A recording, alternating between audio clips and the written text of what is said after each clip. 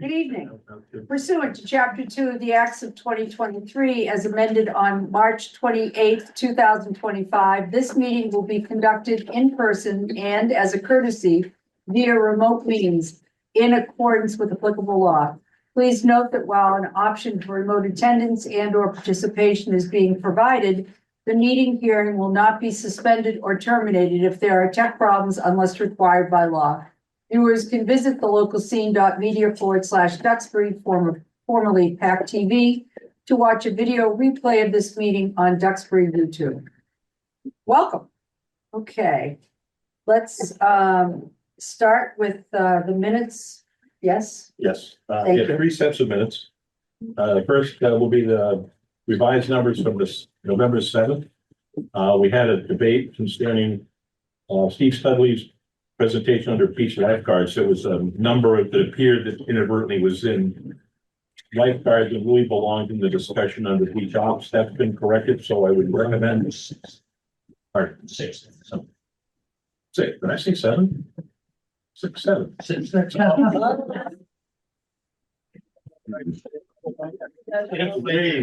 where was my hand? You guys are so sweet. I would move we approve the minutes of November 6th as written. Okay. Any questions? All right, all those in favor? Aye. Teddy? A roll call. We roll Aye. call? Aye. Okay. JR? And I, Al? Ashley, I. Aye. Mark, I. Friend, I. Betsy? Kathleen? Aye. Okay, great. Thank you. We also have the minutes of November 13th. See if I had any, I don't think I had any tips in that one. It was the first of 3 meetings with Sheila Scarzy on the DPW, and those minutes were fine, so I would recommend we approve the minutes of November 13th, 2025. Second. Okay. Is somebody give me a second? Any? Yep. Oh, thank you, Ashley. Okay, any questions? Aye. No? Yeah, Aye. well, that's good too. We're moving right along. Okay. Ashley, I. That's it. Friend, I. Supposed to come in tonight about 8 o'clock. Okay, who's Ted? Teddy, Ted? You. That's my boy. Okay. Thank you. All right, great. We've got the minutes taken care of. Not yet. Thank you. No, One more? no, one more. One more. Oh, sorry. Yes, ma'am. Minutes of the 18th. Oh, We did. you are good. This was the second day of hearings with Sheila Scarzy from DPW.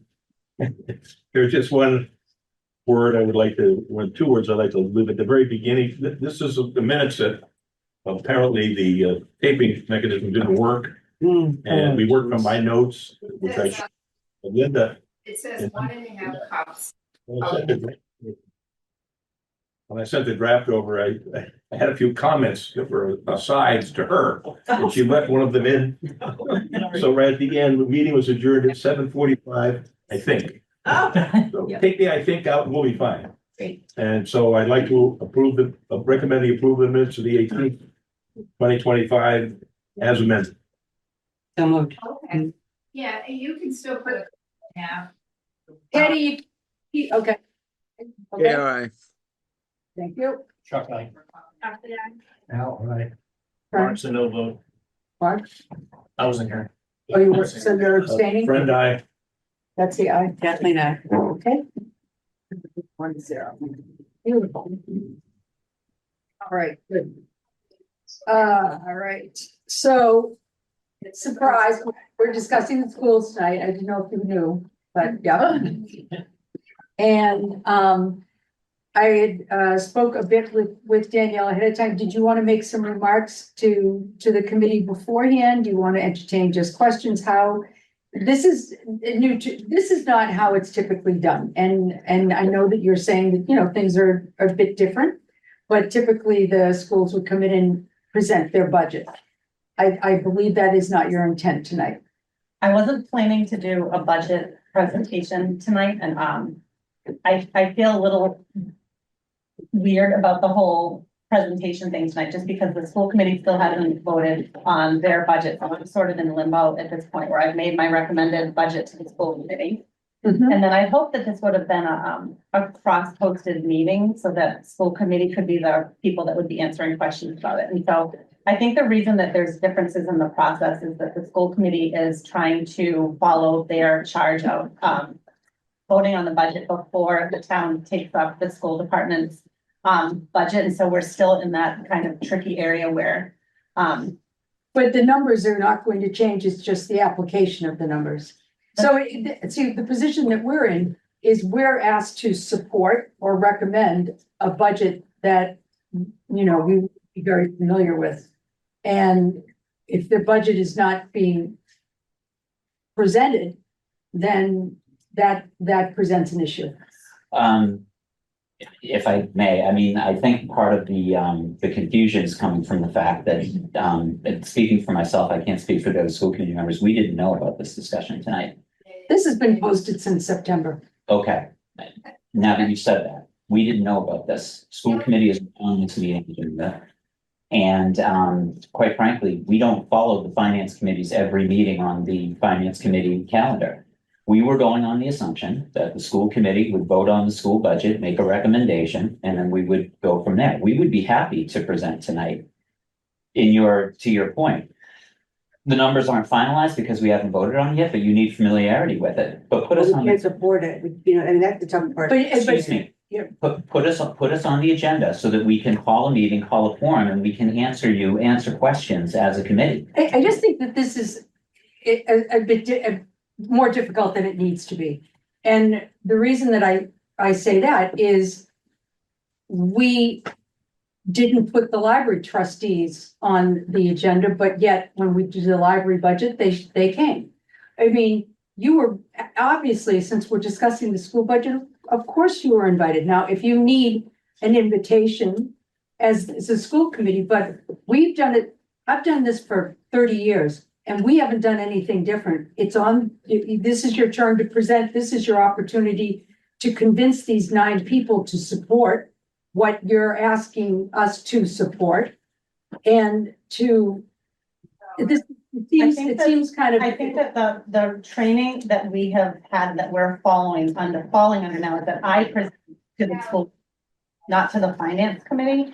I present to the school committee, and at that time, the school committee, we've had 2 meetings where we presented my budget recommendations, November 5th and November 12th and 19th. And most of you were present at both of those meetings. Yep. You've heard my budget presentation twice. And now the school committee is voting on December 10th at the budget hearing. But you're, I think, voting on your budget recommendations December 4th. We're That's what I not think voting, we're start to, but we're not. Last year, we admittedly, we voted our recommendation before you voted your budget, which was incorrect. And I think we've all agreed to that. So, but Rainey has to then present it to the select board, who is looking for us to have reviewed all these things. So I think we're just making something a lot harder than it needs to discuss your budget, what you would like. We're not making it harder. Once again, I can't speak for the committee. I would have been happy to help present and answer questions tonight. I honestly did not know about this meeting. And I'm not gonna sit here and have or be made to feel like, well, you guys just weren't paying attention. This has been on since October. That's what you said. I'm just saying, That's what it you said. was posted Did from you say, September. you said that? Okay. Yeah, well, All right. yeah, I don't follow. that is my finance. impression. Okay. And the difference between us and the library is that not only is this a very complex budget, takes up about 45% of the school budget, she doesn't report to you. She reports to the school committee. So you can summon the manager of the library to come in and give you a presentation. You cannot summon the superintendent to do that. And I'm not being obsessive compulsive. We did not know about this meeting. Had we known about this, we would be prepared to come in, give you a presentation, and make you comfortable with the information so that you can make an informed decision. I literally heard about this at 2. Ted has a question. Yeah, if I could, as opposed to going back and forth on this, Is there something we can accomplish with the school committee and the superintendent tonight? You cannot accomplish anything with the school committee tonight because there's only two of us here and legally we can't meet as a quorum. Oh, gotcha. Understood. And the fact What- that this is done for years, this isn't an excuse. It's wrong. Sorry. Doesn't matter how long it's been going on. So, I can answer any questions from the two presentations that you've heard about what was presented to the school committee. If there's any questions that came up that you didn't have a chance to ask during, I think you well, were. we couldn't speak during those when we were there, so we couldn't ask any questions. So there really hasn't been an opportunity to ask any questions in any of your meetings because there were hearings, they were not open to public discussion as of yet. The hearing is on the tenth, that's open for anyone to participate in. Previously. The two meetings were, school committee meetings where we don't typically have discussions. I know there have been times where you've come up during that meeting, Which is awful, so sure. but I think that we've done our presentation and recommendations twice now that I think you've heard. The materials have been available. I'm happy to answer any questions about what we've presented, but I don't think the school committee is ready to speak about what their final members that are here tonight are going to speak about what they'll be voting. Only perhaps this is premature. Betsy, Yes, please. looking at our schedule, we're scheduled to vote budgets December 2nd, 4th, 9th, and 11th. Right. What day of the school committee meeting to vote? 10. The 10th, the day before our last hearing. So easily they could have their vote and the next day we would have their Yes, that was the plan. position for that last day, so we can vote it that day. So that seemed to fall. Yeah, As far as this meeting is concerned, I would hate to waste everybody's time. So many people came out. Obviously. My thought was if we could just talk to your presentation Of course. that you had given to the school committee, that some of us were present at. Give us the highlights of your budget, so the round numbers of what your originally had set aside as a potential 3%, the increased number that you're looking for instead of your recommendation, what it's made up by, and then we can go from there. And if we have some questions, we gotta ask. If we don't, everybody gets to go home early. there you go. Works for me. Teddy, could you silence your son? Because we're hearing noise in the background. Okay. No. Where are you two? So I don't know if you're alone, but there's somebody that's got some noise in the background. So can I ask a question? Yes, please. So what are we gonna eventually vote on? Is it gonna be from the school committee or from the superintendent's office? The school committee will make their recommendation. The tricky part is because adding on top of a kind of a change in venue, I mean, it is a change as to how this is being approached with us. We're not trying to be difficult. It's just this isn't what we expected either. They're voting on one budget, and the one budget that they're voting on is the override budget, their override budget, correct? Well, we're voting one budget. We Which don't know is if it's the override budget, or we're gonna vote on the budget that we think is gonna make sense for the fiscal year. There's Well, a there isn't 3% placeholder that has been set by the select board. School committee, typically, That is Their budget. completely discriminate from what we're gonna be voting but on. they vote. So Okay. they're gonna vote this one budget. They're not gonna vote a balance, like every other department in town, they're not gonna do a balanced budget and an override budget. Okay, so They're- we will receive that one, which will be one thing from the school. With the recommendation from the town manager will also be on it at that point. On the 10th, Yes, he will, yes. so we would have everything on the 11th. Yes. Well, we will have what the school committee has voted as a recommendation, but it may not coincide with what we still have to do an A and B budget. The town manager's already put a 5A budget together for the school. He's put 3% together for it. Right. You already have your 5A. 1,350,000. Yeah, but that was a placeholder. Everyone knows that. That's what it's gonna be. We're not putting a 3% budget together. No, I So don't think you have the budget, you have that number. We're gonna vote to approve a number on the 10th that could be different from that 3%, could be more, could be less. I don't think anyone's thinks that 3% was anything other than a placeholder. Yeah. At least I didn't think. Yeah. So Matt, is it the 4.8% that's represented in, Danielle's budget presentation? The school committee is considering. And that's what you're still working That's through? right. Mhm. Okay. Ashley had a Just want it question. noted, on page 7 of the draft full budget book for the schools. It says November 25th, school committee and school department attend finance committee to answer questions about FY 27 budget. Yeah, So that was in the school budget book.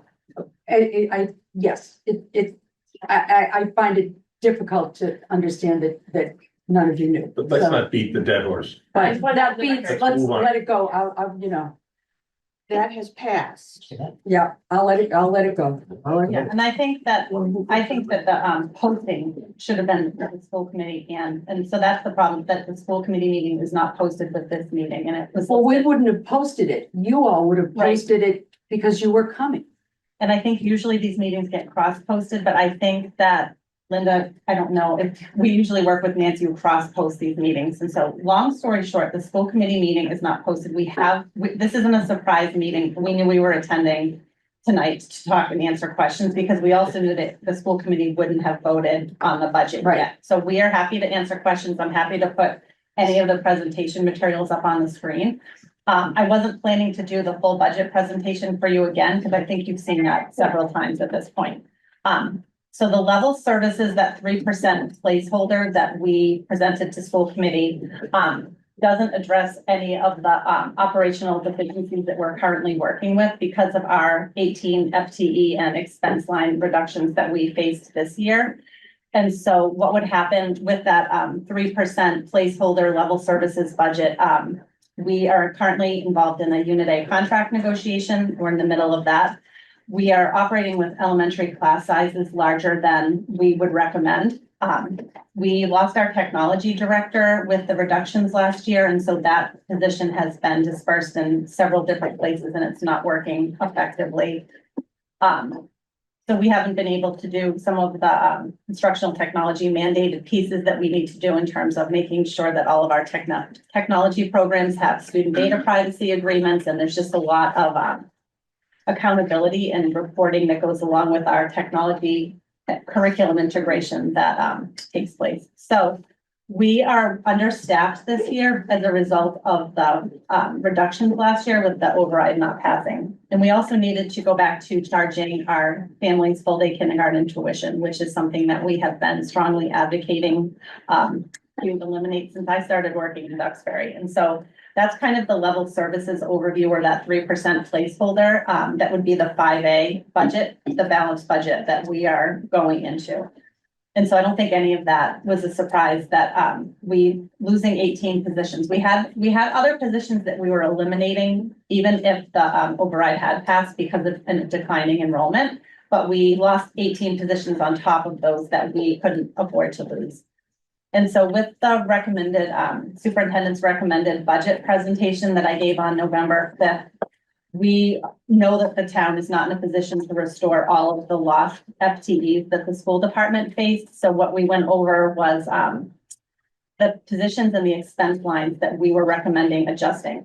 So the school committee may take my recommendations, and that represents a 4.83% increase, or they may take information from my recommendations and vote something completely different. So my job is to make a recommendation with the input of the We administrative understand team that and these are teachers. final Yep. numbers, but when you go to town meeting, regardless of what, is shared here tonight Yep. or whatever, there is going to be questions from the board. People expect to hear what is 3%, because I believe that placeholder will be what is in the balanced budget, because that's, Correct. they're gonna wanna know, what does that look like? And then they're going to wanna know that the second number, an additional 1.8%, what does that buy us? What are the differences between the two? And, simplicity or not, we like it kind of spelled out, codified, which you've done it. I get it, but a lot of people don't get it because it's a very complex budget. Right, and so I think what we have tried to clearly share is that while the 3% budget will not result in additional cuts right now, we have some things that are still up in the air, the contract negotiation Yep. being one of them. We don't anticipate further cuts at this time with the 3% budget. However, we will be operating again at a deficit, and we will continue to be charging full day kindergarten tuition with the level service 3% budget. Okay. So, I mean, why don't we, And then I can go on to Can I ask share a the question? recommended. yes, please, I'm sorry, I We're didn't see you, recommending. Frank. No, I'm right here. Don't worry about it. No. One of the issues you brought up that I think a lot of us in the non-school community think about is the class size. And in your report, at one point, you're referring to the class size was about 11.7 per instructors in your report. But then I hear that all these classes are much bigger than that. So I don't understand why you're reporting, is that average over the entire school buildings? What is it? Why is the discrepancy so wide? What, are you on a page in the budget book that has the state? Okay, I'll find it. 45 has the student to teacher ratios. Thank you. Absolutely. Page 45 of the budget that was online that some of us printed out. Yeah. 45. As a table, yeah. So when we report our staffing to the state, they count every single portion of a teacher and they take our total enrollment and they divide that number. So we have students who may have a contracted service provider that's not even part of our school district that works with some of our students with occupational therapy or physical therapy that get counted into our FTE numbers. And so when we share our class size numbers with you, the teachers in this room will tell you that it's not an 11-to-1 ratio for our students. So our class size is generally around 20 to 22. We have 23, we have 24 in a couple of classes at the elementary level. But we also have special education teachers that work part of the day in those classrooms and instructional assistants that would work part of the day in their classrooms. And so our class size is our classroom teachers that are running their classrooms, and we have service providers that service our special education students in an inclusive setting.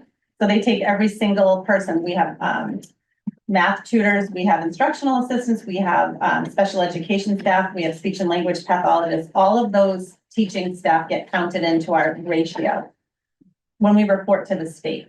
But the reality of it is the classroom teachers are generally alone for chunks of the day with 22, 24 students. And that's when we say our elementary class size is larger than we would like it to be. We'd like our numbers, especially at Chandler School, to be maxed at 18 if we could for the early childhood grades.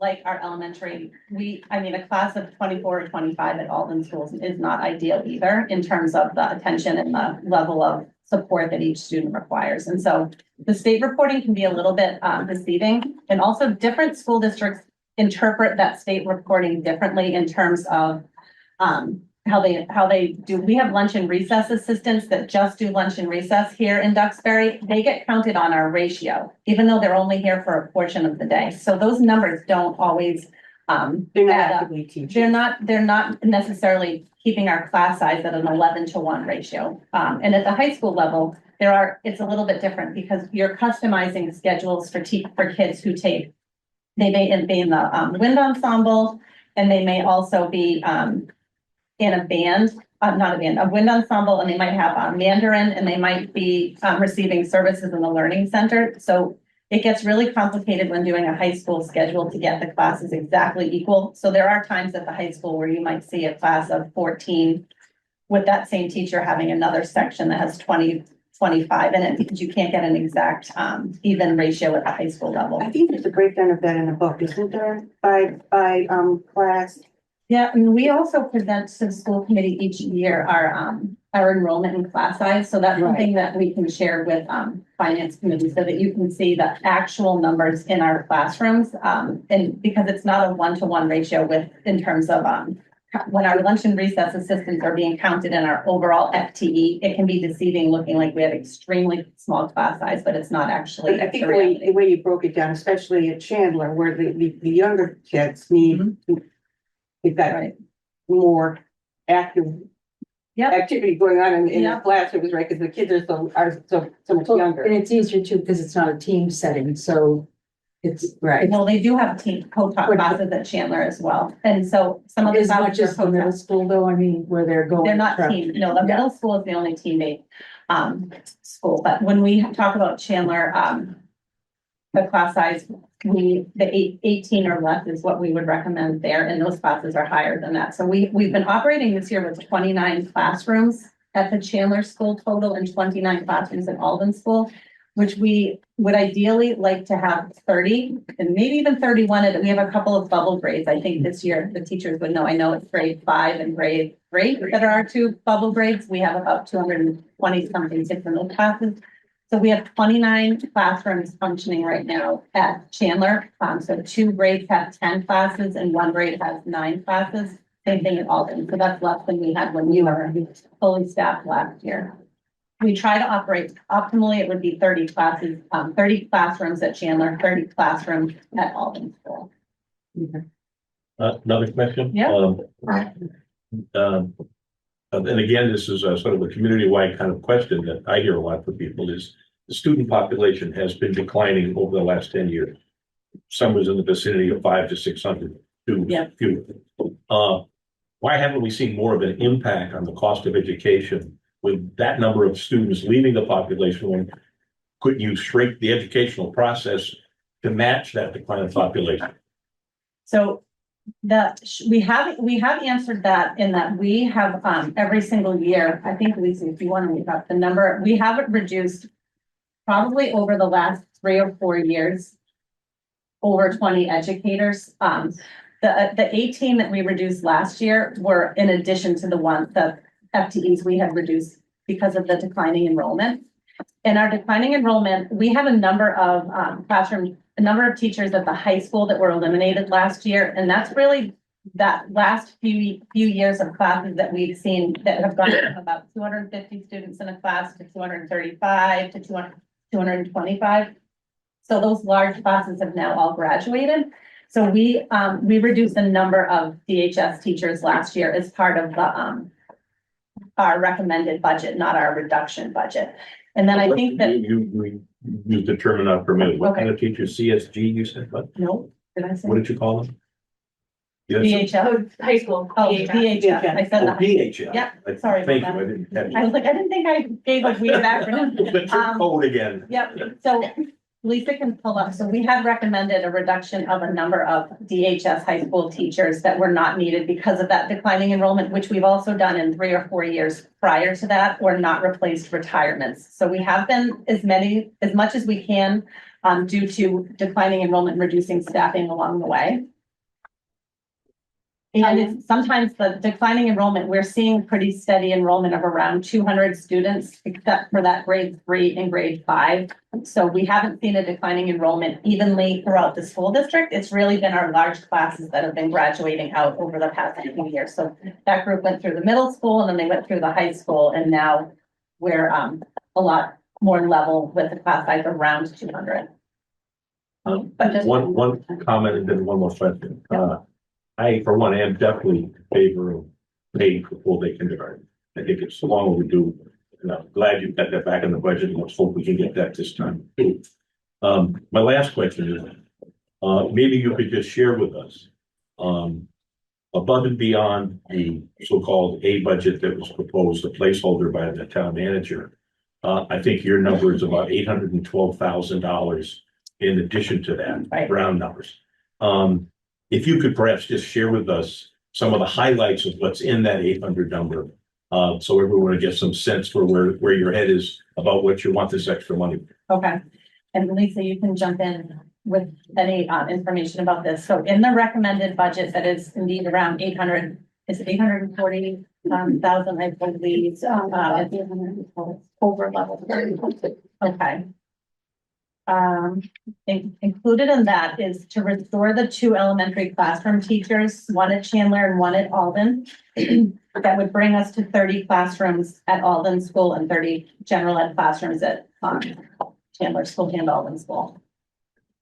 We would like to shift the math tutors at the middle school to having 1 math specialist at the middle school. It would be a unit A teaching position that would be able to support the tutoring and intervention of our students in math. The way that we've been trying to do math tutors is just a portion of the day, and we haven't been able to hire qualified tutors if we've had positions open. And so we're in the mindset right now that if we had 1 math specialist, like we have one math specialist at Chandler and 1 at Alden School, that we'd be able to provide that intervention and support throughout the day, not just during their academic support period. Where Would that be enough? Just 1 would be enough for the number of students that require? We believe so, because right now we have had a really hard time getting the math tutor positions to work effectively with the ASP period. So that's something that we've talked to. ASP. ASP is an academic support period where the kids get intervention. Yeah. So we have 1 period that is the same at the middle school and the high school where we try to provide intervention to students who may not be getting extra intervention from an IEP support or a 504. And so that's worked well to have that block of time. And the math specialist would be able to help with the data, ranking the students to make sure that the kids most in need would be getting that extra support the way we do at the elementary school. And how many students do you have that require math support? It varies. We probably have a similar number that need math support at the middle school that we do at the elementary school. So what we do is through the iReady testing, we take all of the students' results and we rank who's the most in need of intervention. And sometimes kids are maybe receiving intervention for part of the year and not needing it for other parts of the year. So kids move in and out of those intervention groups. But it's generally, I couldn't even venture to guess. So we have anywhere from probably 40 to 60 students per grade level that are getting intervention in either ELA or math. But math has been an area of focus as we have a new math program at the middle school, and the math expectations jump a lot with our MCAS testing is really challenging at the So that would be a middle school level. full-time position? That would be a full-time position, and we would no longer hire math tutors at the middle school. We would shift to the math specialist position the way we have at elementary. And how many math tutors are there? Right now, I think we had at one point, We budget for 3, we've only been able to hire 2, so we would, And are they replace 1 the 2. FTE each or? No, they're 0.5s, or we count them as 0.5s. but it So might be 19 hours. they are under 20 hours, they're 19, the maximum of 19 and a half hours a week. And so we would not replace 2 of them if we were able to do the math specialist. Would you continue with We would 1 still, math tutor and 1 math No. specialist? So Just one math so specialist. what's the cost of the math with the math tutors? $45,000. And what is the cost of For the specialist? We're Um, estimating, I think we were estimating $75,000. 75, Plus pennies? yes. Got it. For those of you that attended the presentation, this is slide 8 of our presentation, not the big fat budget book, but the presentation itself lists out the recommendations under the superintendent's recommended budget. We would like to restore our instructional technology director, which is an administrative position that we lost. That was Cheryl Lewis, and Cheryl retired at the end of last year. And so we, with the override not passing, we were trying to figure out this year how we could function with kind of spreading out the duties of the instructional technology director, which Dr. Wilcox has taken on some portions of. Mike Woodford is obviously the CTO for the entire town. And we are also down several curriculum supervisors that do take a pretty big role of instructional technology, making sure our curriculum programs that have online components work and that the correct students are in the correct classes. And there's a lot with student data privacy that Cheryl had to manage on her own, making sure all of our technology programs that we use have student data privacy agreements, and we can't use programs that don't have that.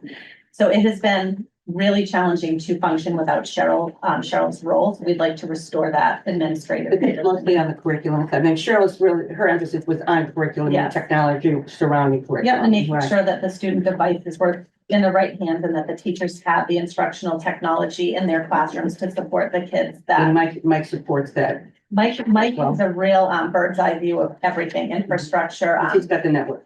He does the network and he manages his team and he works really closely with us, but he's not an instructional technology person. Right. But we tell him if something's not working with our instructional technology You and work hand in Cheryl. hand with Yeah. Mike, yeah. So that is one position that of the 4.5 administrative positions that we cut last year, that is one that we are asking to restore. Also mentioned already was the absorption of the full day kindergarten tuition offset, which Lisa had estimated at about $450,000. Can I ask a question about this? And I Yeah. think, you know, to Brent's point, I also agree that the kindergarten program is especially important. But it seems to be this weird, I don't, bargaining chip is too strong of a word, but it comes on the table, goes off the table, comes on the table, goes off the table, depending on the shape of the budgets, right? And it just seems odd that to me, that it should be institutionalized in the overall curriculum for our public schools. Absolutely. And I don't know why it drips in and out. It doesn't make sense to me that it should be an institutionalized function of the public school system, and that's it. I think it's just been budgetary that every time we have tried to phase it in. And every time, all the years we've wanted to phase it in, it would have resulted in a loss of several educators to be able to phase in the full day kindergarten absorption of that offset. And so it's been prioritized by school committee and the community not to have significant teacher and administrator loss at the expense of, we haven't been able to have that cost absorbed yet. And so I think it's never been off the table as not being a priority, but we've saved people and educators over kind of finally just ripping the Band-Aid and absorbing that cost into our budget. So it's not for, no one's been going back and forth about its importance. We believe that our children need to have access to free full day kindergarten, and we shouldn't be asking our families at this point in 2025. And I believe when this program was first brought into Duxbury, the intention was never for this to be a long-term solution. I think that the hope of this community was that that was funded in the operating budget long before I started working in Duxbury in 2018. And so it's been a conversation every year since I started working here, and it hasn't been a healthy budget where we could say, well, this is the year, there's some extra money laying around. Let's really absorb that full day kindergarten cost and not lose staffing. And so It was on the agenda way before you got here. Right. Not new. We have kindergarten teachers that are here. It seems to me odd that it's not coming from, you know, a public school education that is part of going to school. Right. Is kindergarten. Right. And I just don't understand the kind of the history behind it, but I don't understand why it's just not part of a, span of public education. Was this funded through fees this year? Yes. So the parents of kids that were going to kindergarten paid for it. Yes, and so what has also been challenging is that we are requiring parents to pay in full the tuition. The tuition used to be $4,000. It is now $3,000 per family, and parents used to have the opportunity to pay that throughout the whole year that their child was in kindergarten. But because we're needing to utilize those funds for FY 26, we had to require that all of the families from May until September get that $3,000 payment in. And it has been a burden. There have been a number of families that are reaching out to Lisa to try to figure out payment plans or ways to make that work. We do have a number of families who have still not paid yet, but they are working with the business office to get that tuition paid. Do you know of families that did not participate because they couldn't afford it?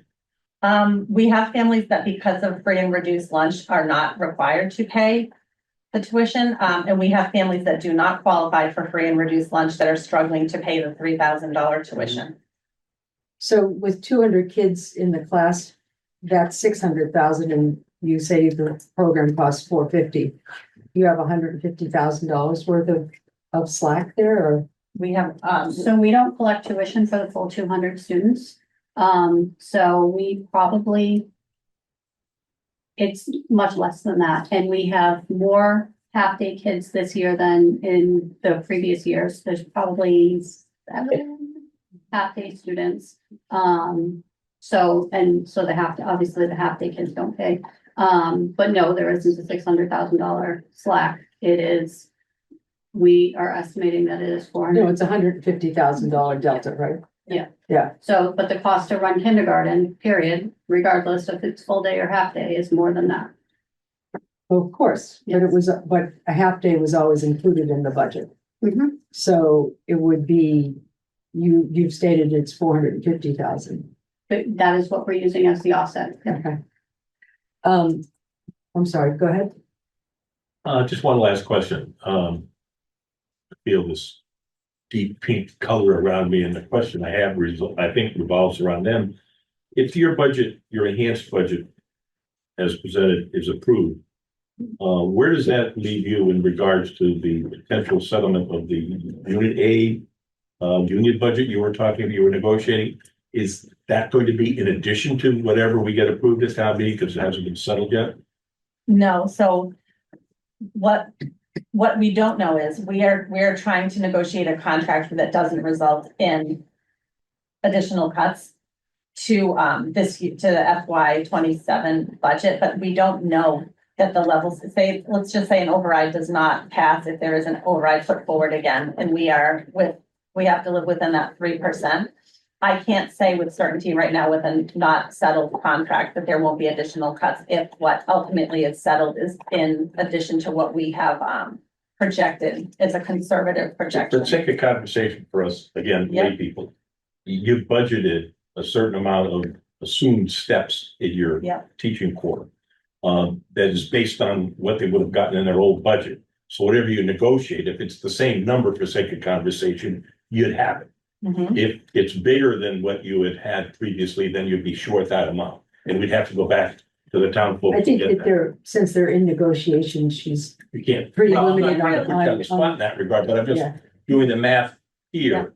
We Never mind. haven't- If we it's haven't- inappropriate, don't answer. It's okay. We haven't projected no COLA increase. I understand So that. we have projected a conservative COLA increase. Okay, that's all So I, that, thank you.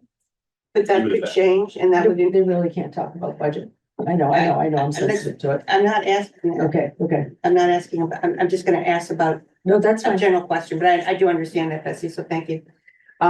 So depending on the outcome, right, I'm trying to get back to the school committee and what you're gonna be recommending. When does that all get settled? The actual negotiation, when do you?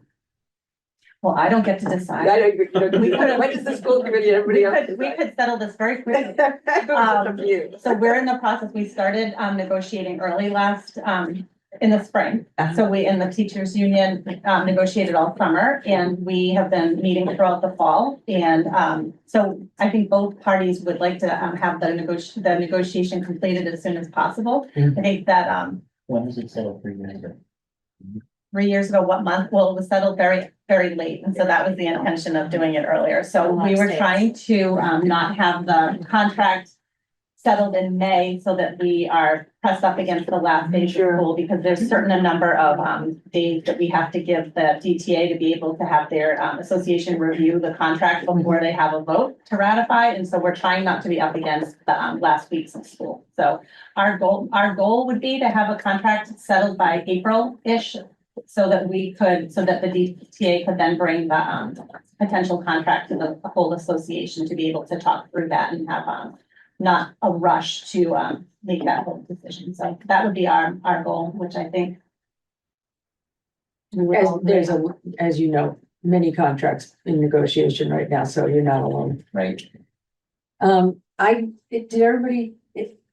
I had some revenue questions. Could I go through the rest of the recommendations? Yes, before of we course, jump on? I'm so sorry. I think we got caught up on the kindergarten tuition, but Yep. also in the recommended budget, we would like to absorb the cost of the elementary math tutors. We have 6 elementary math tutors that are paid through the Title I federal grant. And as we talked a little bit about before the meeting started, the federal grants are always uncertain. And even in a time of normal federal situations that we're not in right now, we're right on the cusp of whether or not we qualify for Title I funds because it is based on our low income, based on the federal census data.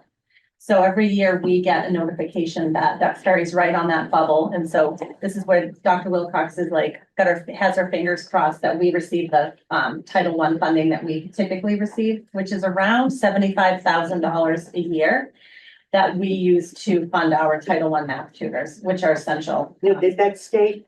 That's state. Federal. That's federal, okay. But we've received it for how many years? So we have received it year over year. However, we've also been in warning, including the past year where we were in warning to not receive it. And so we wait, and what that does is we are unable to hire those math tutors until late summer due to the need to wait for the funding to be released. So those tutors provide a tremendous amount of assistance to our students at the elementary level. And what they're doing, and I think it speaks to your question too about the number of students decreasing, and our needs for students are still present, and we have other support staff, whether they are full-time teachers in the form of specialists or if they're tutors that are helping to support our students day to day. That might be adjustment counselors, that might be reading specialists, our math specialists. So all of those teaching positions are essential, but you wouldn't see that in a necessary class size of I'm a grade 2 classroom teacher and I have 23 students. And so these tutor positions, to go back to the federal grants, the tutor positions are extremely important and we can't rely on them and we don't know when they will be finalized. I've had years where I've written the grant at the beginning of July. I've had years, including this year, where I was writing the grant as soon as it came out, and that was mid-August. So we are waiting, and sometimes our folks who are phenomenal can't wait that long because they also need to know if they're going to have an income for the year. So what would happen then? I'm assuming you'd still apply for the grant. So But so you included in your operating budget and you received the grant. How does that play out? So I think that one of the concerns we've heard from the community is the need for us to put curriculum in our capital requests. And so I think a lot of school districts use their Title I funding to buy curriculum materials, whereas we're using our Title I funding to purchase, pay for staff salaries, which is not where we would like to, it's not recommended, especially if we don't know that we're going to be able to count on the funding year to year. There are districts that have millions, receive millions of dollars in Title I funding. We receive a very small amount and expect it to go a long way with our. Because of our demographics. But going back to Title I funding, any concerns at all? Because it is federal money, that's in jeopardy or there's going to be any impact at all? Yes, absolutely. I would say anything that is grant funded. So when we talk about revenue, anything that is grant funded is uncertain. And I would say that as we look at some of the difficulties that we face just as an administrative team, when we're looking at planning and trying to be consistent year over year, we have a disconnect between some of the policies and expectations from DESE and what we are doing. So they are providing grants, but we may not be aware of those until the middle of September. And that's when we are getting our school year going and we have things that are already in place. And so it's very reactive for our team to be able to plan to apply for the grant and then to implement it so that it's something that works well for our teachers and we're able to provide them professional development and the things that they need as well. And that's my concern is really the timing of all of this, right? Because we go to town meeting in March, right? And the grants aren't granted until September, until after. So what does that then do to the budget and how do you anticipate that, right? And I'm trying not to get to the end of to the 11th and have surprises, right? Like, well, we think it's more, but here's the real number. It's not the 4 point, whatever it is really, this is what we're really looking at, right? Because that would be. But those are included. We're not going to surprise you with, there's not going to be a surprise. Oh, by the way, we don't know if we'll receive our Title I funding. That's why we're recommending that we absorb the Title I math tutors that work 19 hours a week in our operating budget. So I'm still not clear on what would happen to the money if it came through from the feds. We would be able to use that for intervention materials and other resources, professional development, which we're really limited in our, we don't increase our. So it would be in addition It to. would have to be used for Title I students for intervention. We couldn't use it for general ed. It has to be supplementary materials to help your students who are performing below grade level at risk. And so there's a number of things that we can do with that funding besides hire. And that's strictly elementary. We use it for our elementary. You Okay. can use it in different places. If we had a need at another one of our buildings, we could use it. So the middle elsewhere. school, we got a math specialist giving up the math tutors, Yes. right? Elementary, we've still got the math tutors, but we're kind of doing this Title I funding dance, It's right? not ideal. It's not ideal. Okay. And just for a point of reference, as Dr. Wilcox shared, we have been on the cusp for years. Our funding for Title I has also been reduced over the years as well. So since fiscal year 22 till fiscal 26, it's been reduced approximately $24,000. So, and we don't receive that much to begin with. Okay, so from a total macro perspective, it's around a year. Okay. But it's Oh, from the larger budget, The larger budget. but it is declining. Obviously it has impact because it has direct impact on kids.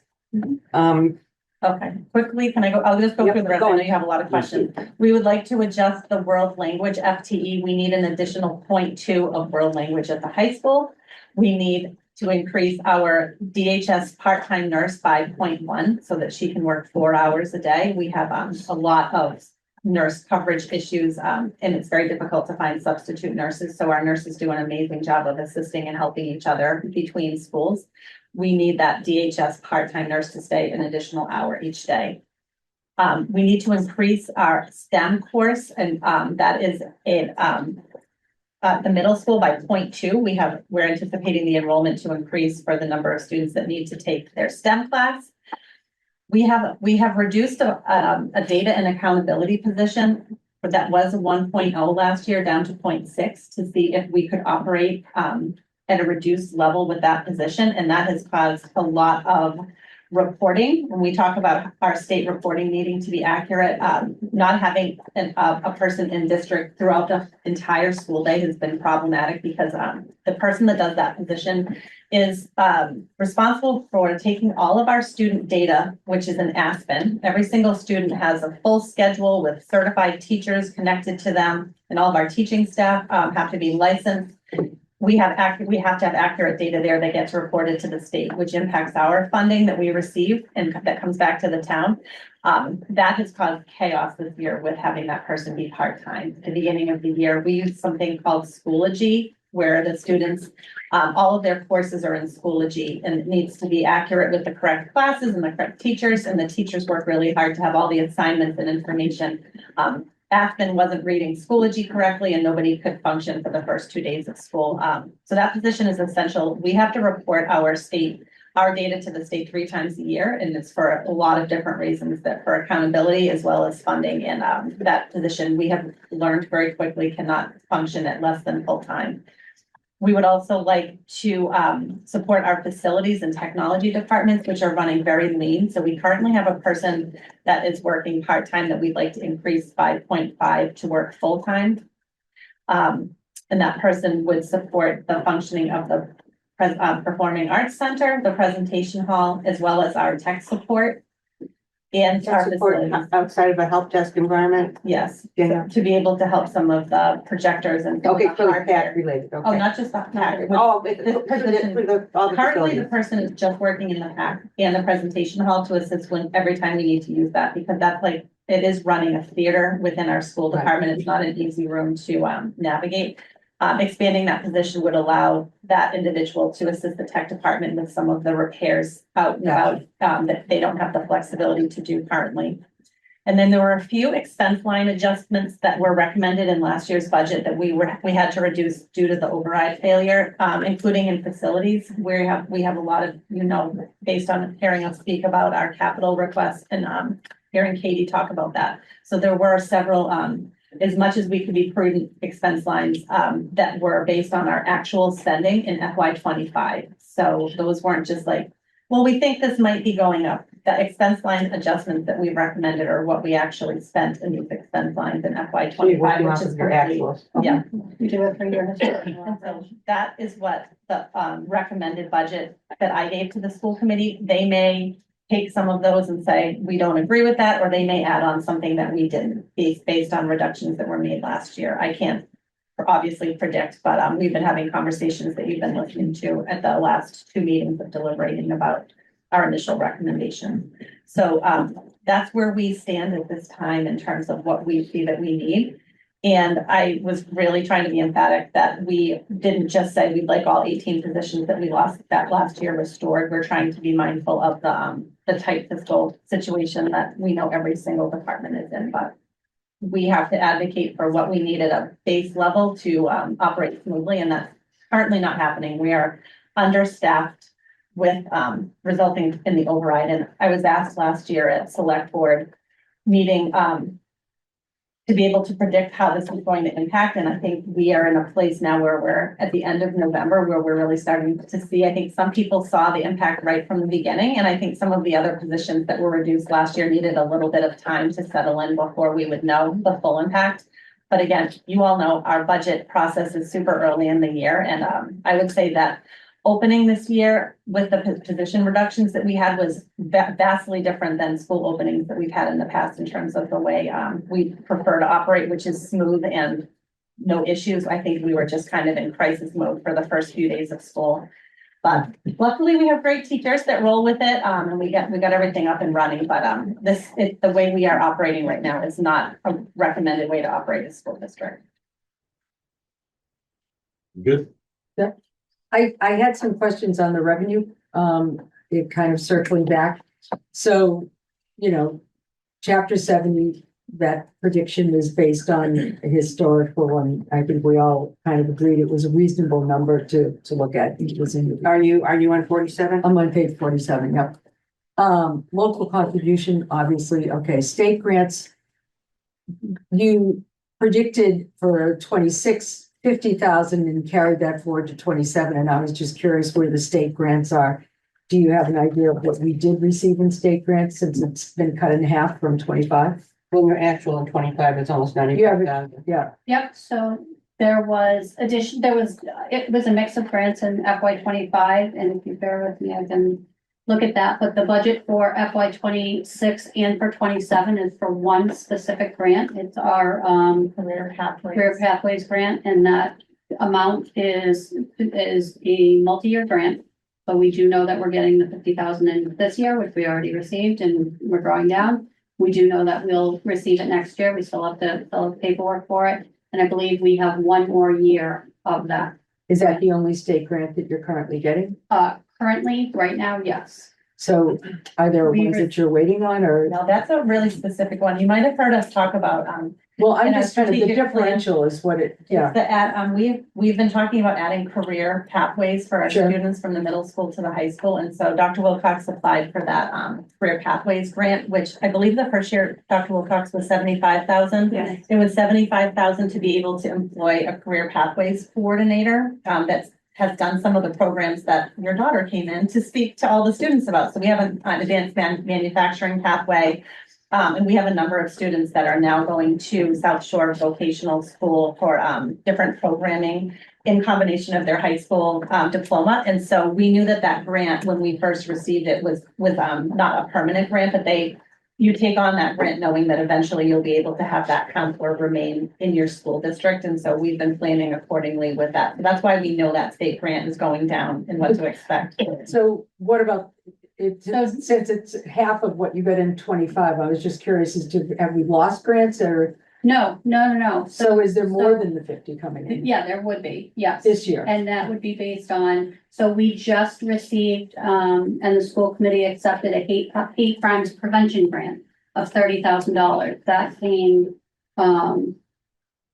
So would that mean but that's not something that we don't use that as a budget offset to the budget.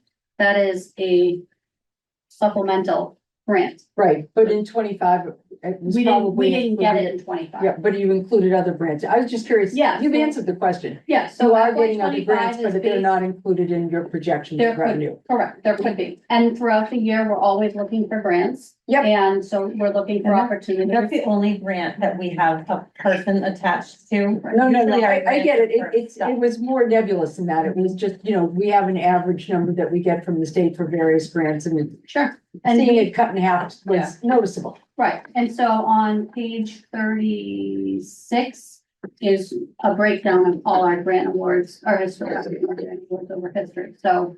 Right.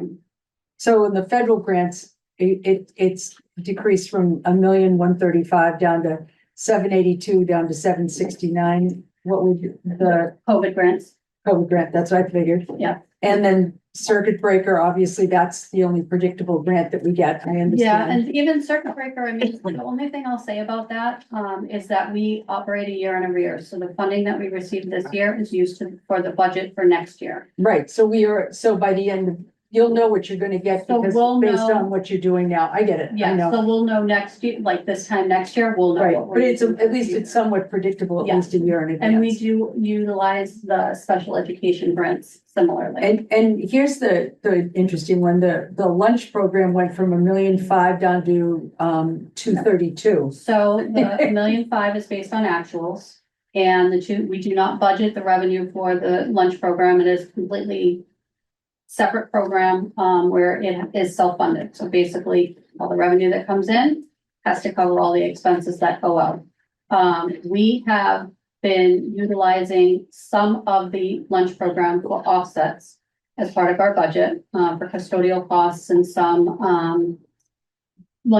for some lunch assistance. So the money that's, and furniture and stuff like that. So the money that is included in there as a budget is actually directly tied to our, operating budget. So we would be using that as an offset. We will know the actuals as the funds start coming in and reimbursement. So when we get to the end of the year, we do this again next year, then the FY 26 number should be closer to the FY 25 actuals. And is that staff and supplies? It's everything. Yeah, it's a completely like, A full program? So yeah, are you, so- so when we're looking at the budget, because I didn't dig through the whole, all 100 pages to find it. Are we then debiting the actual cost for the whole program and not crediting the revenue, or is it a wash? I'm not sure I'm following, but We, it's, contract out with Chartwell's. Right, so that cost, contract. but feeding, I know that some of it's free lunch, which I don't So, well, understand why, but does that play into what we're saying is a cost? And I assumed that the $1 million was the offset for the free lunch. so it's. When, it's- and you know, it's I more- understand it's- you no, assumed, but. Yeah, no, it's a little bit more involved than that. So we do not receive revenue only from federal and state reimbursements. We do actually do a large amount of à la carte as well, which is Yes, the I specialty understand. things, the drinks and the snacks, it's usually ice cream for kids. And second lunches for some people and adult meals. And so that is also a contributing revenue component to that program. All of our expenses for running the program, so all of our Chartwell's expenses, any supplies that are needed, any repairs that are done in the kitchen, those are charged directly to the food service account. And then there are a number of custodians that are part of their job, written in their job description is that they're cleaning the kitchen. Part of that cost is offset, so that's what you see there. And then So this is revenue. So the 232 is what you're saying you get in the course of a year from the extras? that I'm building the whole budget and that is what we're using as an offset for the budget. But so debits and credits, I mean, it's, if it's a larger number than that kind of, throws it off a little bit. It goes into The revolving fund, which has Yeah. quite a bit in it. and which we tried to utilize for furniture and machines and things that we need to replace that are used partly in the cafeteria. So that funds a lot of those types of items that we never have to put forward on capital requests because we can, anything we're using in the cafeteria that's anything generally cafeteria related, we're able to utilize that revolving fund. So, okay. And then, sorry, I keep losing this spot. And then other special revenue, which went from 2,400,000 down to 811. What page are you on now? I'm on page 46, so I was Oh, you're at 47. 47, sorry. So I'm assuming from this that you've already taken the tuition out? Or for the kindergarten, or how did it go So, from 2 yeah, million so four it- down to So this is 811? based on the superintendent's recommended budget, which is not recommending to charge for full day kindergarten, so this shows that. So it will be reduced by the full day kindergarten amount, Okay, and it's not an equal amount because of what we have for, like, your expenses aren't exactly 1-to-1, so it depends on if we were able to identify additional offsets somewhere else to increase, or, or in this case, we wouldn't be charging for full day kindergarten, so the revenue offset would be less to the budget. so that explains 450,000, but we're going from 2,400,000 down to 800 roughly. What else is coming? What else is We gone? charged $4,000 for tuition in the past. Right, This was the first year we charged 3,000 right, but we didn't charge anything in 25, because we utilized the remainder of the full day kindergarten revolving fund. but we're not gonna talk about that anymore. No. But that still doesn't explain, that big of a delta. The 1.5 million, right? I'm not sure that I'm following, but that's. So in 25, you had other special revenue of 2 million, say 400,000. Yep, You are saying in 26, you had 1,300,000 and something thousand, and in 27, you're saying that you're only gonna get 811. yep. So that's $1.5 million difference. That's a Oh, lot more from than 25? kindergarten. Yeah, so my question is, what's the difference? Well, That's all. it's a reduction of the COVID grants. Like, that was a large, Okay, and amount that's for it. And a reasonable answer, And but it's just, 450,000. and the kindergarten tuition, which in 24 was higher, so we were utilizing the full amount of kindergarten revolving account for that. So that counts towards that amount. And then what else? Trying to think what else. I don't know off the top of my head, and I can't get into the network right now to right, and I don't equally expect you to, Yeah. be a magician, but it, $1.5 million is a noticeable delta. Yeah.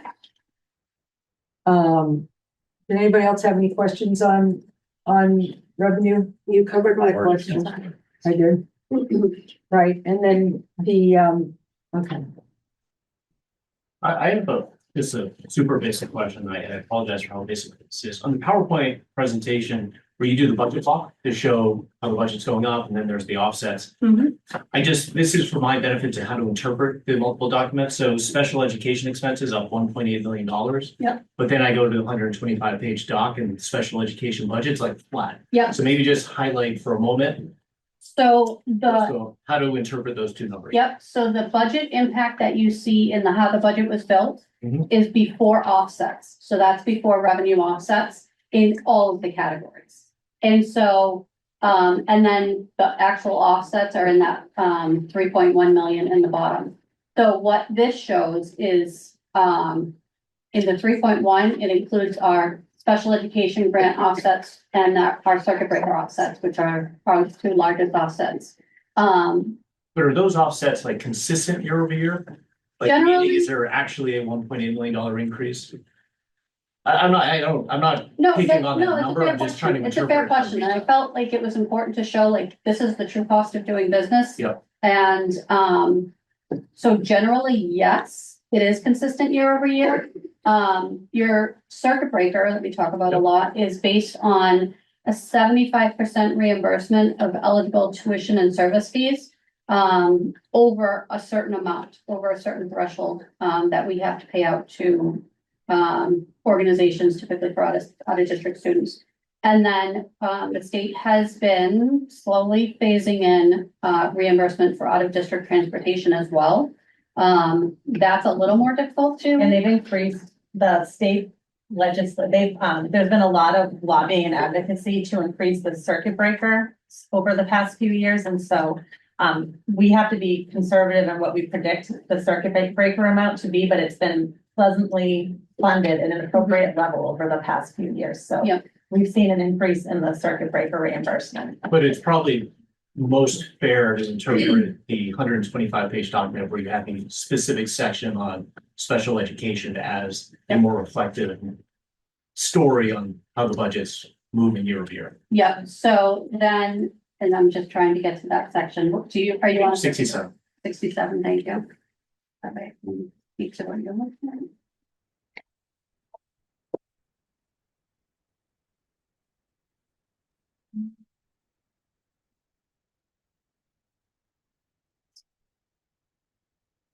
Okay, it's, so,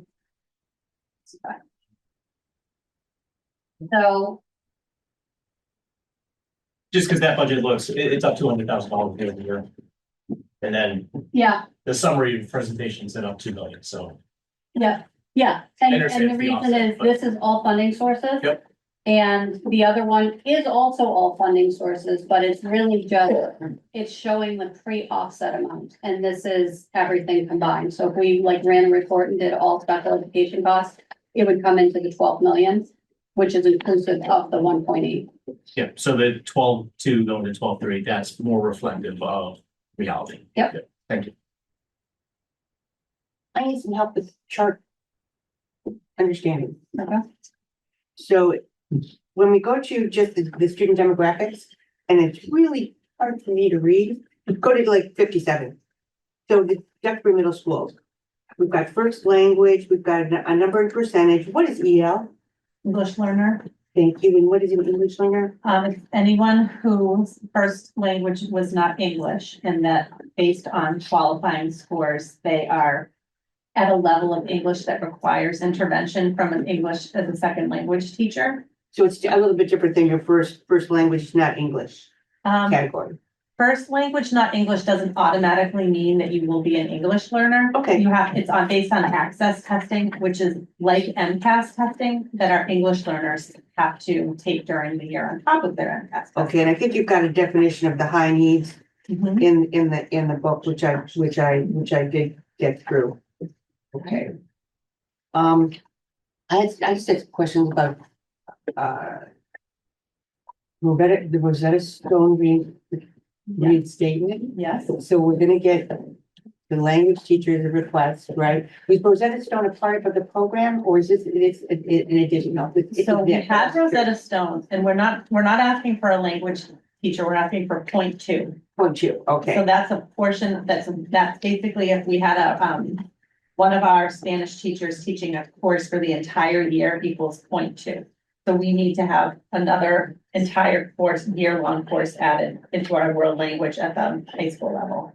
Rosetta Stone it's kind of a long story, but we were able to have Rosetta Stone supplement our world language instruction, and it allows kids, if they're switching languages in grade 9, gotcha. to be able to take a level 1 course. So right now, if you start taking world language at the middle school and you want to switch at the high school, So you you're really doing can't. French, now you want to do Spanish? Yeah, you kind of thing, can't, we okay. weren't able to offer an entry level Spanish course, so we except for ASL, American Sign Language, and so the Rosetta Stone gave us a little bit of flexibility. Also, if our teachers were out on leave and we needed to supplement instruction for the students in any language, it was also open to our students to utilize if they wanted to just learn. Okay, so it's open to all.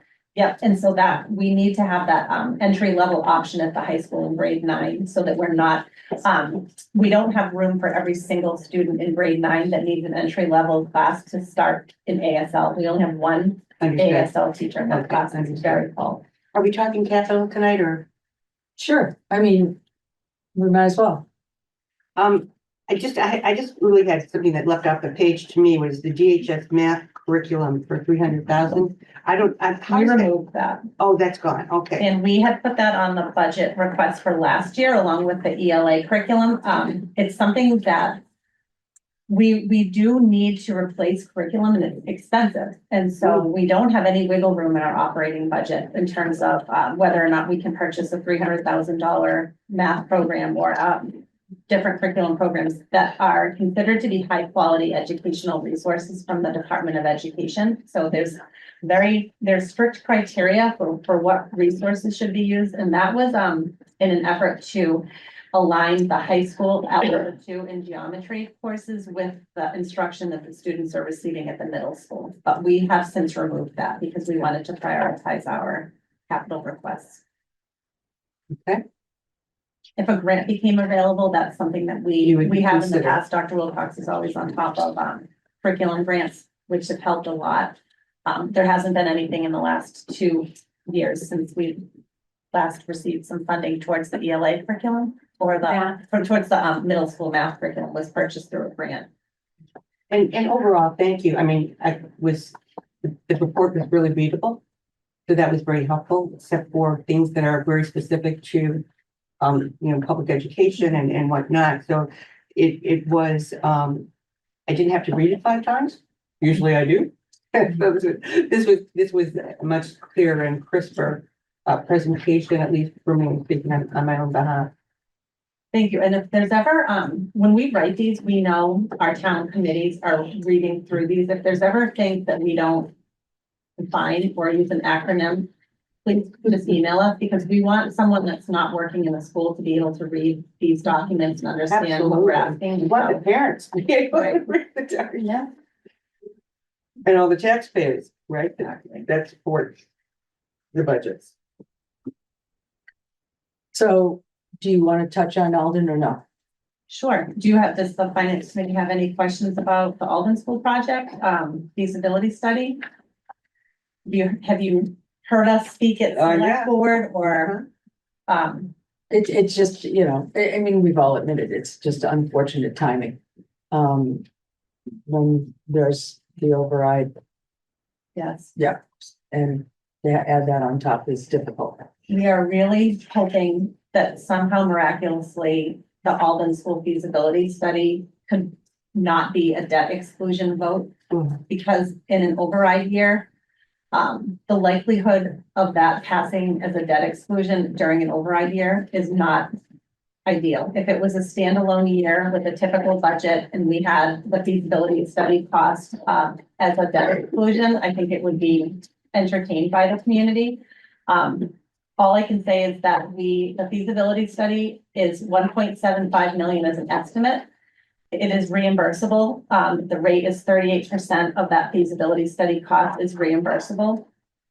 And we are in a really fortunate position right now to be in the eligibility phase for fees, to be able to enter into the feasibility phase if the community passes the approval for the. The state has invited us to that list. Yeah, it's an elite list to be on, and it's an honor to be in that pipeline. And when we sit there at our meetings, the state really wants to make sure that they're working with communities that are in full support of these projects, knowing that there's a huge need for buildings across the state. And so I've heard of districts that have applied 6 or 7 times for a building that they feel is really in need of restoration or repair that are not accepted in. And we were accepted in our second try.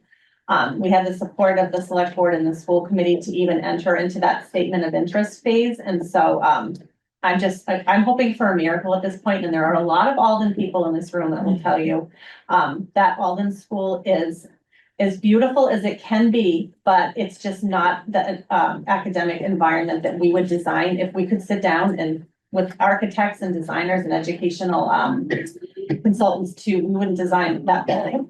There's a number of issues with it. And when we walked through the building with the MSBA representatives, they did a site visit. They were very concerned to see some of the things that they see.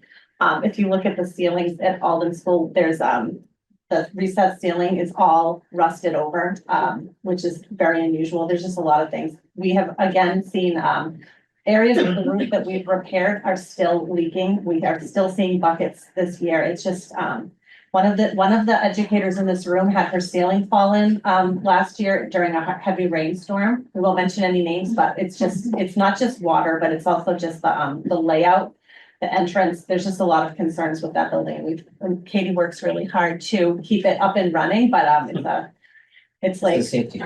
So other things have a life. Could I ask a question? Yes, please, Al. And I think this question is probably going to be impossible for you to answer. But doing some digging with the Mass School Building Authority, their regulations are governed by the Code of National Regulations. I think it's section 943 or in that vicinity. So the question really boils down to, I got an education actually reading that paragraph by paragraph, line by line. And it seems to be excessively onerous for any district to have to face it. Has there ever been any exceptions granted to that full-blown necessity for that kind of study, which, as you very accurately report, costs up to a couple $1 million? Has there been any effort on the part of the legislature or the school building authority itself to modify those regulations, or are we simply stuck? Not that I've heard, and I think that since the building, middle school, high school building project, if you look back to what the feasibility study cost back in 2009, it has just skyrocketed. Yeah, 200,000. Yep, and I think that what we see with the MSBA is that while you're eligible for a significant reimbursement of millions of dollars for your projects, they do not have any wiggle room for towns to be able to do their own feasibility study, which would be accepted into the project. They're very strict about that that process. And so I haven't heard that they're looking to change that. And it's really hard to swallow that number to be able to do an accurate assessment of what that building. Right, and needs. that's why I prefaced it by saying it's almost an impossible question, but I will tell you, I was floored when I read that in great detail, and it just seems to be like way over the top onerous effort on the part of that authority to literally force cities and towns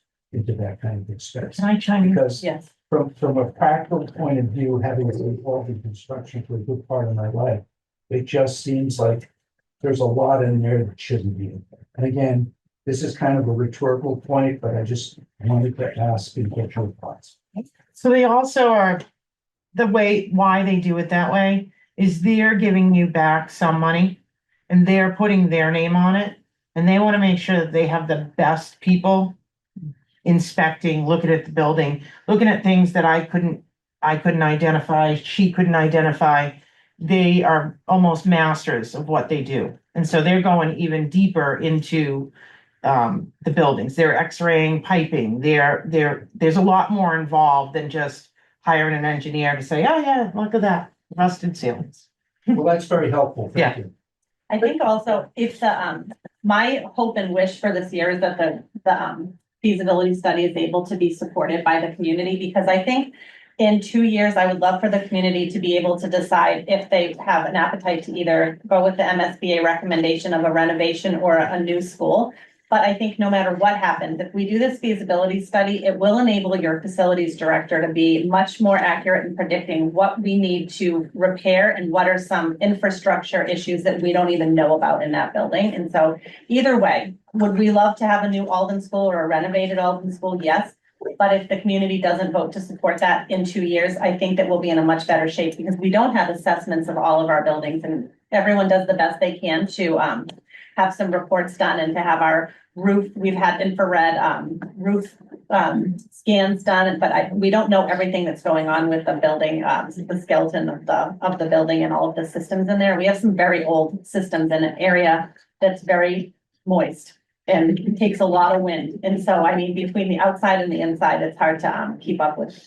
It's just difficult. 200,000, which was a debt exclusion, by the way, and to 2 million or a million now, 1,750,000. It's, Yeah. I think it's just hard for people to get their head wrapped around, like, yeah, 15 years, obviously, there's gonna be a huge change in what things cost, but what is it that we're getting more? What are we buying that we didn't buy 15 years ago? Do you think it would be helpful if we could put together just a one-page FAQ? I think it's gonna come up. I mean, What do you mean, what did we buy that we didn't buy 15 years? well, $200,000 15 years ago. Yeah. And 1,750,000 today. Oh, you mean like people will just ask Well, rhetorically, like, What, so I mean, much more, like, it's what a did we pretty get? obvious question, like, what are we getting for, what else are we getting? I mean, what didn't we get back when we were doing the high school. We can middle find school. that out. We have, our building committee chair, John Lemieux, was on the building committee of the middle and high school, and he is an owner's project manager in his regular job. And so he, can certainly, speak to what you get out of the, It just on the feasibility surface, study it doesn't now. make sense. It doesn't make sense that the pricing changed from 200,000 to 1,750,000. And it Makes passed. sense, my house went up so much over the last 15 years. Well, but this good. is different. Yeah. I Hey, mean, Betsy, this I is- got a question for you, or maybe for Mary. So obviously, we're reviewing the operating budget, and the Yes. fiscal advisory Yes, committee does, the capital budget. but we have to vote on it, so. Okay. Yeah. So, from my perspective, like the operating budget, we're at a loss, right? We don't have enough revenue to cover the costs that we have, and our town has a revenue problem, not a cost problem. Right. So like, where does the town tack on all of these $1.7 million feasibility study fees and capital request fees in this process?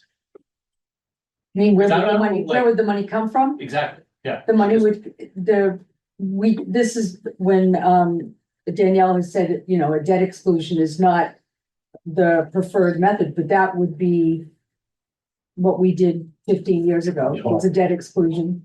And that would mean, Cost of that are going to the ultimate project at a reimbursement of 35%. Yep. That's all. Typically, capital comes out of free cash. Right. That's what we don't have enough free cash for all the things we need, including that feasibility. Just for everyone, like, we've been sitting here for 3 weeks hearing about every single thing in town that is broken, underinvested in, doesn't work, fire station doesn't have heat, like, just everybody. It's tough, and it's a revenue problem, it's not a cost problem. right, Well, if we built the town, we've heard this many, many times, we built Duxbury to look the way it is, rural, non-commercial. Yep. And it's us, the taxpayer, that has to foot the bill for everything we want. Yep. And we found out that there was a tipping point last year. I think we have to tiptoe when we go to the voters now and be very careful that we don't overreach. I think last year we were trying to solve all of our problems for a couple of years. 5, I think we were projecting. And I think the number it took to do that was too much. Some taxpayers were seeing significant increases, more than they had historically when we did an override. Even a debt exclusion, so another form of an override. And they were swallowing harder and harder, the seawall, the DPW. So it's getting harder and harder to bring forward a proposal that satisfies what the town needs and what the voters are willing to pay for. But I think we are looking at an override this year again. I think we're going to be looking at them every year, because if we're not given the blessing of the voters to secure a multi-year kind of comfort level, then we'll be back every year, because we're not solving anything by having a small override of $1.5 million, $200 million to $2 million. It doesn't solve any of our long-term problems. It just fixed this year. So we're going to be back next year. And maybe that's what the voters want. Other towns do that. They have annual overrides. But I think that's sort of the place we're in. And we're going to be picking and choosing projects like Alden, and other things that are going to come up. I find it interesting, this debate about the bridge. Here's an opportunity for someone else to pay for our bridge, and yet we want the bridge to look like it always did, but that means we have to pay for it. I mean, that's a tough one. I think that there's some difficult choices just on the local level. It kind of spiral that out to the state and federal, right? So there's people thinking about a lot of things that are just not town related, but just the environment that we're currently in today. It's a tough one. It's a tough one. And we hope that everybody comes to us and gives us these wonderful presentations, right? So we kind of get the education, but I have a real thirst, and Katie can kind of corroborate this with her experience in Hingham when they went for their override, where they had like video vignettes of all the different departments that were, then really open to the public, were really push to the public to say, well, this is what Katie does over in facilities, and this is why we need the override, because building A, B, and C are kind of at the end of their life. Right? So these are the kind of things that we want you to understand and support, right? And let's work together to bring a phase in kind of an approach to what we can do A, B, C, and D. And I know that it was a big burden at the time, Katie, but I think you would agree that it was very successful in getting the citizens to understand it. Mhm. And I think just overall, we need to do a better job of getting the message out. We had about 20 videos last year. I know Everything, and you've I done think- a lot of that I work. think people are, it's hard to find a way to make sure the messages are getting, other than, we're gonna have to start going door to door, I fear. Because I think that, everyone's doing the best they can, serving on committees and inviting people And into there's these. so much, yeah. People are really busy and they want their information in bite size Right here. where they can find it. So we are, certainly going to continue to do some videos about the MSBA information to get that out there for the Mass School Building Authority. We also will continue to do budget videos, and so we'll do our part, but if there's other ways, we had all of those budget forums last year that were not as highly attended as we had hoped they would be, so you can only do so much. I love the frequently asked questions, right? The FAQs are really helpful, just so that you can take it up to the highest level and say, okay, for the school budget, right? The 4.8 versus the 3%, right? What is that? Just as you went through. Yeah, and we certainly will make all of those. We have an Alden School Building Project section on our website that it has FAQs, that has the documents that we have submitted to the state that includes pictures of the building, and the reasons why we have prioritized this project. All of the Alden School Building Committee meetings are posted publicly, so anyone is welcome to attend. We've had just, I think, one resident that attended one of the meetings, but they're, right now we're meeting on Zoom, so they're pretty easy to attend if anyone wants to sit in. And Danielle, I'll be very selfish. I don't have Betsy? children in school, so I Yes. don't get to see the. I'm sorry. Yes, website. Okay, for a sec, Chuck? I want to get back to something, it's the Yes. first 5 minutes of the meeting. When there's a question about how this was gonna play with, the school committee versus Yep. the school department. Matt, you made a comment that you're not gonna present a 5B budget. You mean 5A budget? You said you have one budget. Yeah. So, and it will be a 5A budget. Well, 5B. It'll be a 5B. well, it'll be a budget. Like by law, we have to approve a budget. Yeah. That we think is gonna be. But you'll have to differentiate between, what the 5A is and what the 5B is, Right. like you did in here. So you will do that, right? No, they're not doing two budgets. You're not They're just doing doing a whatever, 5B. that's doing one budget, You're just doing a 5B. We're doing a budget. With Yeah, everything. one budget. All the aspects. everything loaded in the. There's not an A or B, there's just one budget. So right now, the 3% that is in the balanced budget. So the select board is gonna have to decide if they want to. Yeah. And That will not be addressed by your And a committee, we will be ballot dealing with that. That's right. importantly, because they're the only people that could put a ballot question on. Regarding an override. That would be sufficient to cover what the town needs and what the schools are asking. That Yeah, would the be a school board would select have to board vote. decision. We can't, they can't put a ballot on. But we have to have a balanced budget Yes, we do. at the town meeting. Correct. Okay, and if the town, if the schools, say are at 5% increase over last year. Right. Then that means if that's the only alternative, there is no 3%. It's just only a 5%. Right. That means the other 2% has to come from other places. There would be a battle on the floor of town meeting. If that was So what then you if that was the should budget that was present a presented, balanced budget at the town meeting, it would be Correct. open for discussion at the town meeting. right? So what I believe is going to happen, the school committee can't vote a 5A and a 5B budget as a school committee. They have to vote one Budget. number. Okay. We have to vote on that. So with that, it was important that the school committee be aware of what that placeholder budget, which is the balanced budget that we will be operating under should an override not pass again. Mhm. And so the school committee is well aware of what that 3% budget will look like. It will be another year where we are understaffed and under-resourced that we are this year. But the school committee will vote for the budget that they believe the school department requires. And so say that's a 4.8% increase. It will then be decided by the town manager and select board of what the 5B budget looks like for the school district. But because they vote for a 4.8, that won't result in the town manager having to take funding away from other departments. That's not, they're making their recommendation, and then the select board and town manager will make their recommendation for 5B, which would be the override budget. But the school committee can only vote on one budget, but they're aware of what the balanced budget will look like because that's our level services budget. Okay. But the select board is the one that will pick the amount of the override. That's right. Right, I know, the Yeah, delta yeah. above. Well, I And just- they, That's it. More- That's it. more I'm sorry, go ahead. So when we get a balance, when we get a budget from the town manager, Yep, okay, like we did last year, and the year before, that has a 5A and 5B, and that's really what we worked off of last year. right. Okay, so are we saying we're not gonna have that? Yeah, we're gonna start voting on, when is it, friend? The third? Yeah, December. We're gonna start going back Yeah, through yeah, all of the yeah. departments. Okay.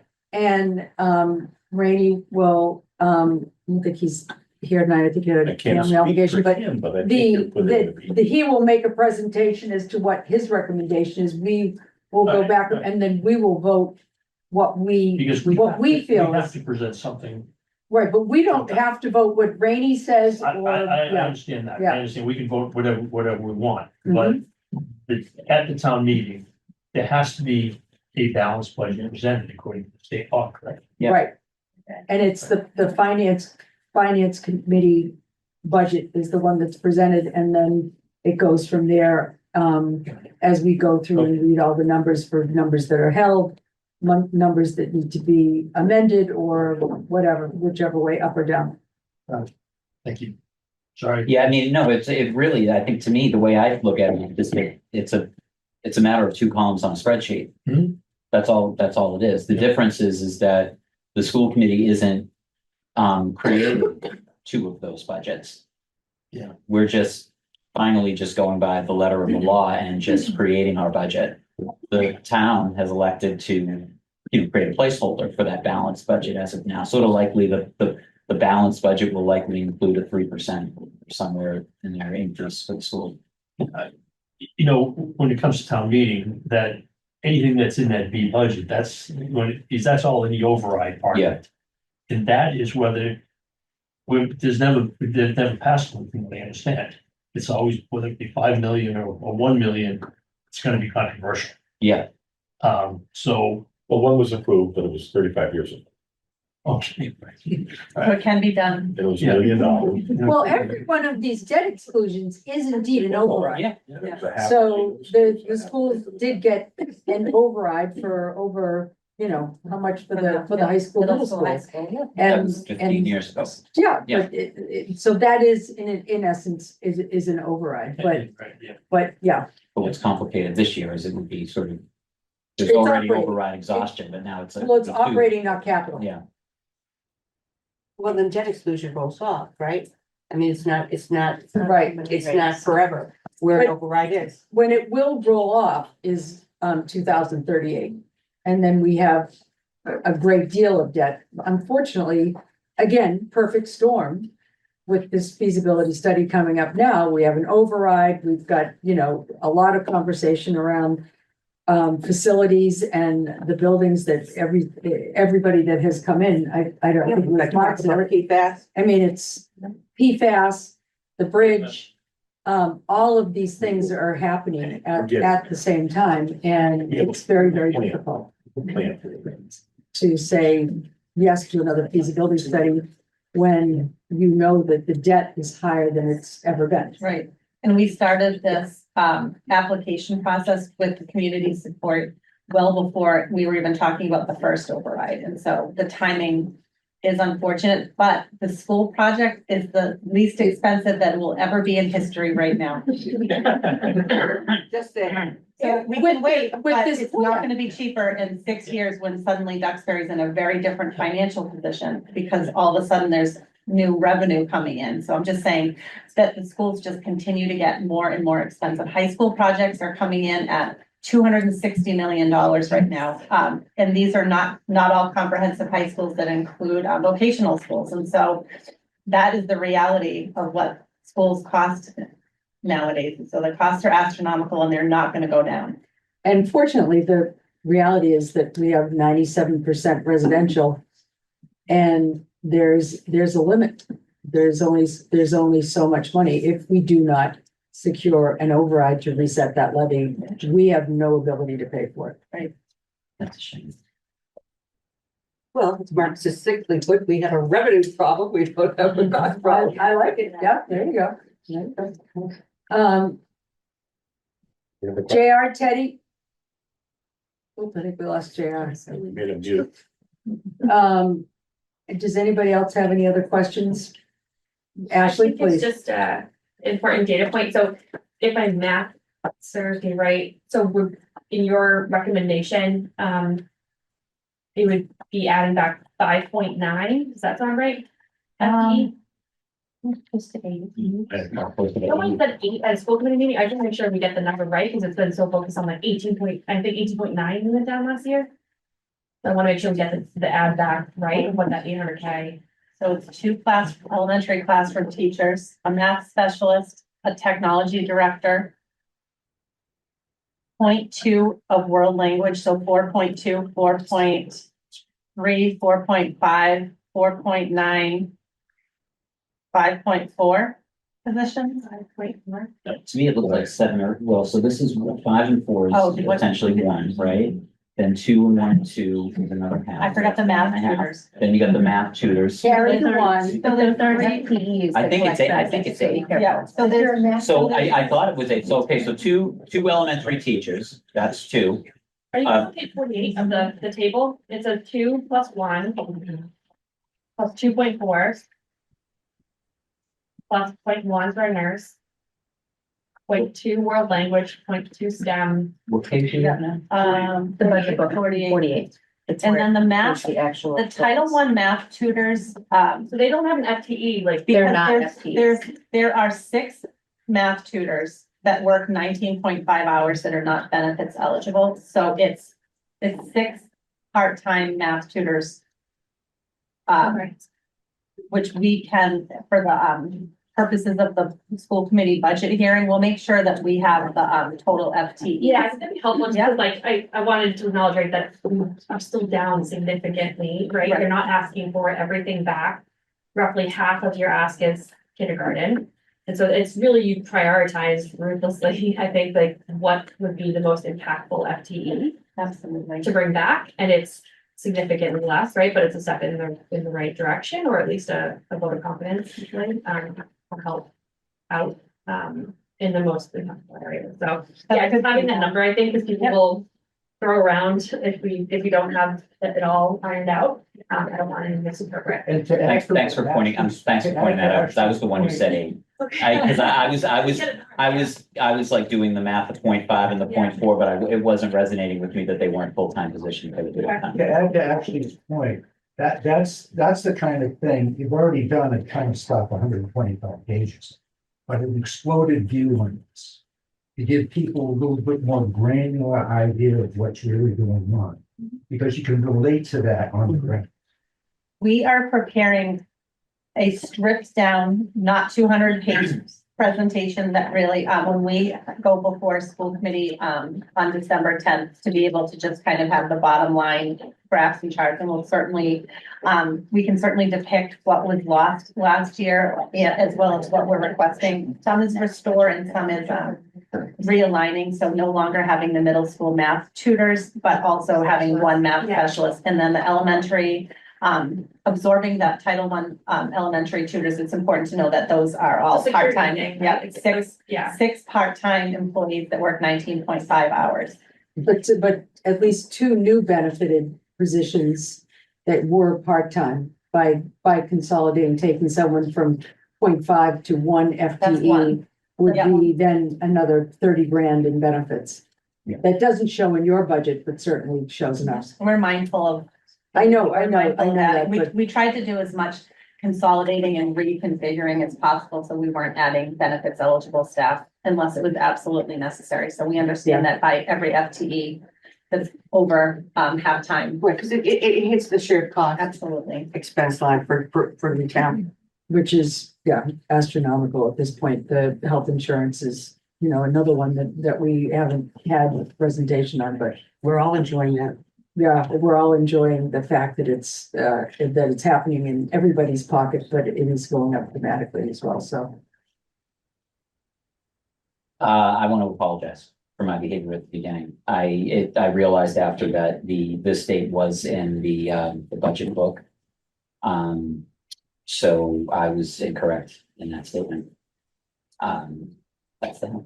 I would think, I hope that moving forward, that we can just maybe just have the chairs collaborate a little bit more. You know what I mean? So that like our chair knows what you're doing and we can get a heads up early on so that we can convene as a group and be here. And just recognize it's a change. Typically, when these things were done, then it was just done through the fact that they were coming to finance committee and you would post accordingly. When we come to your meeting, we post. Yeah, Because if we have a quorum there, we just post. It's not we don't have to be invited. We don't have, in fact, we don't have to do it. We just sit in the back there and post just in case of emergency and we don't have to come together if not. So that maybe has just been lost in translation, but that was surprised because that's the way it's always been. And if I could just ask the whole finance committee, I'd like to ask the select board as well. The school committee, the Massachusetts School Committee Association has a couple of representatives, one of whom Tracy Novick is a budget expert and she speaks all over the state. She came to a meeting that we were at last week and said that they do workshops that speak to the whole town municipal group together.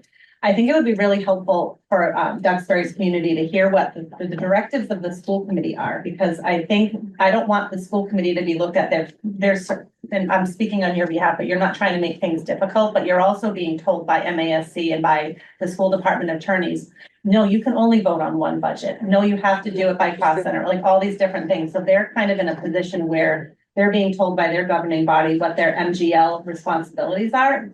And I think because it hasn't always been done that way in Duxbury, it seems like a change that is uncomfortable or like weird, especially when we're all trying to collaborate and work together with a really tough budget situation. So if we're able to schedule a workshop, maybe over the summer, MASC does that for free and you can just kind of do that informally offline and they'll talk about just the regulatory aspect of school committees these days, working in a challenging.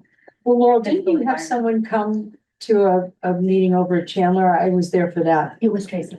Yeah, and it's a with different, Tracy. she does a different workshop that would invite select board, finance committee, fiscal advisory, so it would be more broad. And I'm not trying to be difficult either, although certainly I can earn that rep. But when you're going to town meeting, they're not going to go to a workshop. They're not going to delve down into some of the challenges that we have institutionally, right? They're just going to want to know what we get for this and what we get for that. And what are the differences are, which I think that we finally got to tonight after a false start in the beginning. yeah, but there's got to be a middle ground because like you admitted earlier, like last year was a disaster. And in my view, it was a disaster because we voted on 2 budgets we shouldn't have done. I think it was a disaster because we asked for too much. I'm talking about the point specifically about voting on 2 budgets. We should not have voted on 2 budgets. And whether the town people understand it or not, it went out in the paper that the school committee supported an austerity budget. And the town and the paper was right to print that. We should not have voted on 2 budgets. We should not have voted on that first budget. We should not have been told that if we voted on the budget that we needed, we'd be taking money from other departments because that wasn't true. But we followed that direction and which was a misinformed direction. And we voted on a shit budget that we shouldn't have done. So then when the ceiling came down, the school committee had to call an emergency meeting the next week and reverse their vote, which was even more embarrassing. So I think Danielle's point is well taken. If we can just sort of understand what the rules of the road are and the blocking and tackling. our committee is under a different set of rules than the other committees. It's just the way it is. It's not my fault that Massachusetts prioritizes education. It does. So that's why we have an elected body that makes. And our I don't think decisions. anybody's looking for you to vote two budgets. All I'm saying is that you voted your budget and we all understand now that that's the rules of the road. Yeah, But if there isn't enough money to support that budget, people are going to want to know what the budget that is supportable by a balanced budget will entail. And that isn't you voting it or supporting it. That's just you informing the community, this is what this buys. And then the override budget, if indeed the select board Votes for an override. supports the override to an extent that would pay for that, then that's what that buys. yeah. So it isn't a vote. I mean, that ship has sailed. We know that you're voting one, and that's fine. I mean, that's the rules, that's the rules. But they just want to know simplistically what their tax dollars will pay for. Simple. Yeah. That's it. And we're used to the town meeting, the way it works here, and the questions that come up, I think that's pretty similar, no matter what's happening, but even more emotional when there's a second override on the table. So we're prepared to be able to answer any Right. questions that come up, even though we had multiple forums last year. I think we had more questions come up than ever before in terms of exactly what was happening, whether an override was supported or not. We were on an uncharted, right, we were really on an uncharted ground, right? I mean, there was a lot of research done with, working committees and so on, and this was a new, but friend just said we hadn't passed an override in 35 years, and it was $1 million. So this is an education for the whole town, for all of us. And it was really close vote. And it was 200 votes, 193. Yeah. 183, thank you. But, so there was support for the fixing the revenue problem, right? So the better informed we all are, and it's going to cascade that information into the community, the more support comes back. Okay. Madam Chair, Okay, we have enough. nothing else on our agenda. Nope, we're done. Would you be open for adjournment? I would be, yes, I would be. Move to adjourn. Second. Aye. Patty? Aye. Thank you, Patty.